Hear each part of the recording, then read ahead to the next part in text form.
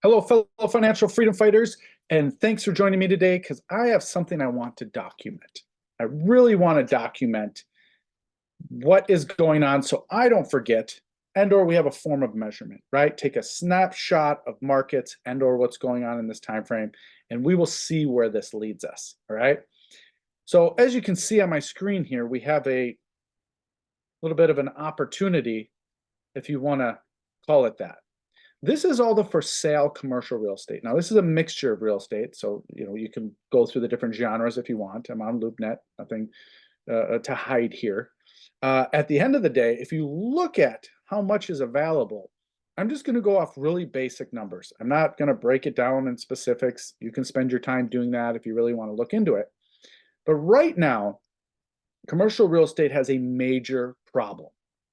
Is they were completely unprepared for uncheap money, right? Low interest rates, plenty of lending. They're not prepared for that. Most American businesses, most commercial real estate, most investors in our country are way over leveraged and just borrow money to survive. That's the majority. Very small percentage does good business practices, right? Just don't overextend. Make sure we have reserves. Make sure we're smart in all markets at all times. Very small percentage. Everybody wants to shoot the moon, right? You see people doing it all the time. Oh, I dropped all my money in crypto. Went up, went down, right? Everything does this. So if you look right over here, that it's just in the Twin Cities area where I'm from, is 371 listings for sale. Okay, that's for sale.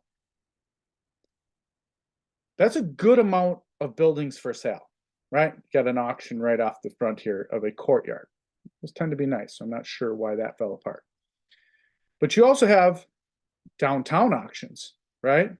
And then you just got buildings for sale. But if you look at these buildings, lots of these buildings are in great condition or very large or in very important spots. So take your time to look through that in your local area.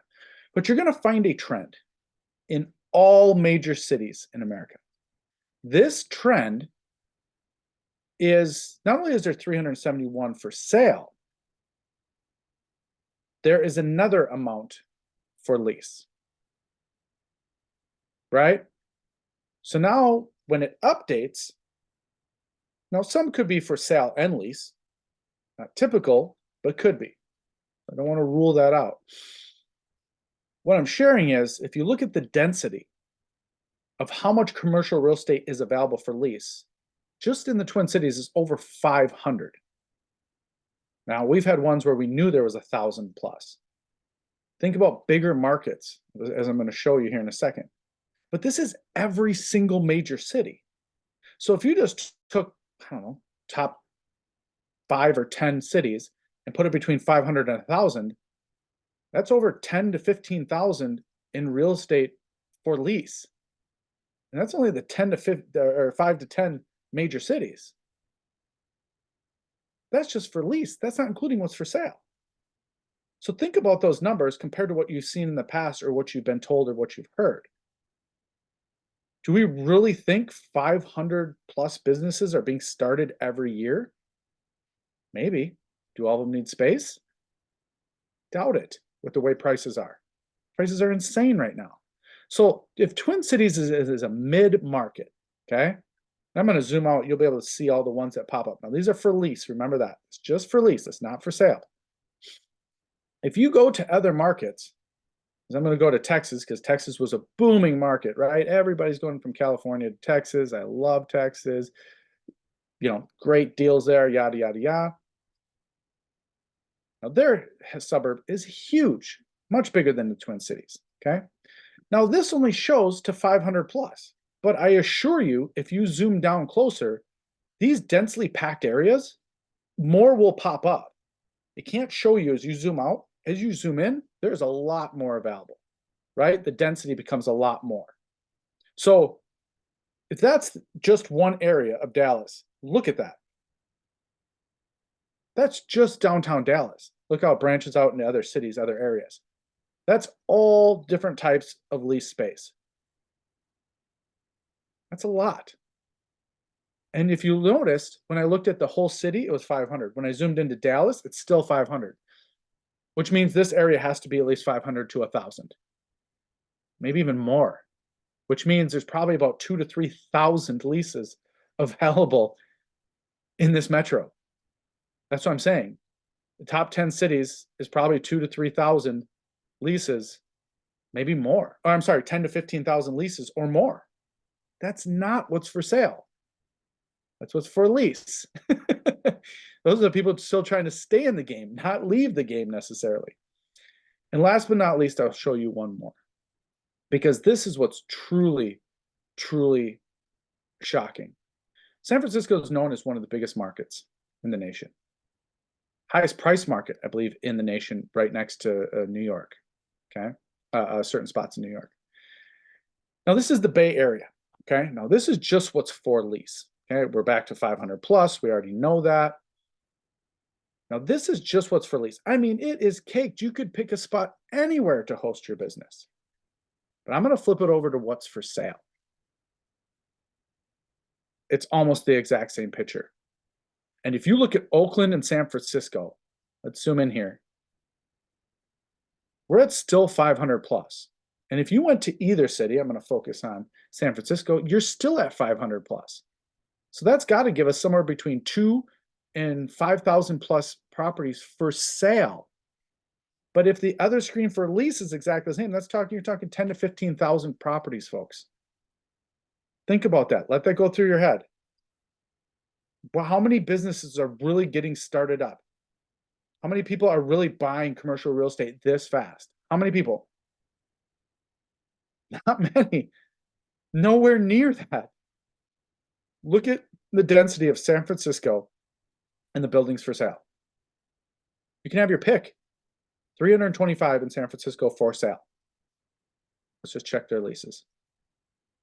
So if you added those together, it's over 500 for leases. So 325 are selling because maybe they can't sell. Maybe they can. But you got your pick. And then there's over 500 just in San Francisco that are looking for people to actually lease space and pay them. It could be cataclysmic, folks. We don't know this is happening. Nobody's announced this yet, nor will we see this probably in the next couple of months. Being a presidential year, neither side wants to announce any of this. Neither side wants to point this out. Because overall, the results of this are going to be one thing. What you have is most banks are paid by commercial real estate. So they get their income. So if nobody's paying the banks because they can't pay it, because they can't lease their property, as you look here, Chicago is just littered with places for lease. Let's take a look at what's for sale. But it's just littered with properties for sale, plus 500 and 500. So we know there's 500, at least 1,000 to 2,000 places minimum for sale and for lease in just Chicago alone. For Chicago area, if you want to put it that way too. If you zoom down here, I'm sure it's a lot more. That's what's paying the banks. If they don't pay, banks aren't getting their payment to survive. They're not getting money to lend out. They can't operate. That's why banks continue to lose money, and nobody's told people this. That's why banks going under is going to be started to become a trend, and or you might start hearing about this stuff. So as this goes forward, I want you to think about that as you become a real estate investor. Is maybe this is the best opportunity for you, and or maybe you have some investments to think about, or maybe you need to get started in real estate investing. Maybe you don't know anything about this and you need to learn to take advantage. Folks, thanks so much for joining me. Knowledge, network, and resources are what make you successful and can make you a part of the greatest opportunity coming up. Have a great evening.